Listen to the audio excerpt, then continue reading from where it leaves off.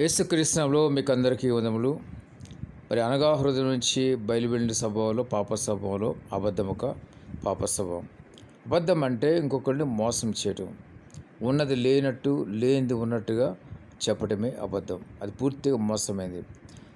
మరి అబద్ధం ఆడి 100 అబద్ధాలు ఆడి 100 అబద్ధాలు ఆడి ఒక పెళ్లి చేయాలని కొంతమంది సామెత చెప్తుంటారు. 100 అబద్ధాలు ఆడి పెళ్లి చేస్తే ఇప్పటికే ఎన్నో అబద్ధాలు ఆడి పెళ్లి చేసిన కుటుంబాలన్నీ కూడా నాశనం అయిపోతూ వస్తున్నాయి. నాకు తెలిసిన ఒక ఫ్రెండు, అతనికి పెళ్లి చూపుల్లో ఆమెకి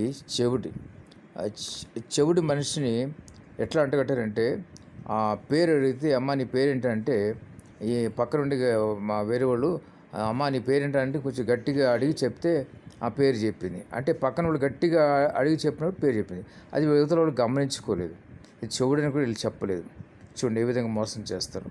ఆ విధంగా అనేక మందిని మోసం చేస్తూ ఉంటారు. కొంతమంది మానసిక అనారోగ్యాలు ఉంటాయి. ఆ విధంగా మానసిక అనారోగ్యాలు ఉన్నవాళ్ళని తీసుకొచ్చి అంటకట్టేస్తూ ఉంటారు. ఇటువంటి మోసాలు చేస్తూ ఉంటారు. పూర్తిగా అబద్ధం. ఎప్పుడైనా నిజాయితీగా ఉండాలి. అవునంటే అవును, కాదంటే కాదా అనే విధంగా ఉండాలి. అబద్ధం అనేది ప్రతి ఒక్కరికి అది చాలా మంచి ఆయుధంగా మారిపోతుంది. ఇంట్లో ఉన్నా కూడా లేరు అని చెప్పమంటారు. ఈ విధంగా అబద్ధం చాలా భయంకరమైన పాపం చెప్పాలంటే.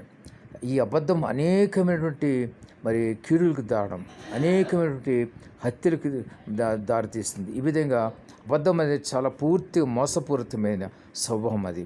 కాబట్టి ఎవరిలోనే అబద్ధం ఉంటే కనుక జీవితాన్ని నాశనం చేసేవారు మీరుంటారు. కాబట్టి మీలో అటువంటి అబద్ధ స్వభావం ఉంటే కనుక ఈ దినమే ఈ క్షణమే మార్చుకోండి. దేవుడు మీకు క్షమిస్తాడు. లేకపోతే పాపం చేసిన ప్రతి ఒక్కరికి నిత్య నరకాగ్ని ఉంటుంది. ప్రతి ఒక్కరు జ్ఞాపం చేసుకొని పొరపాటును కూడా ఎప్పుడు కూడా మీరు అబద్ధం ఆడే ప్రయత్నం చేయదు. నీతిగా నిజాయితీగా ఉండండి. దేవుడు మీతో ఉంటాడు, మీ పక్షాన ఉంటాడు. దేవుడి మాటలు మీకు దీవించి ఆశించిన గాక. ఆమేన్.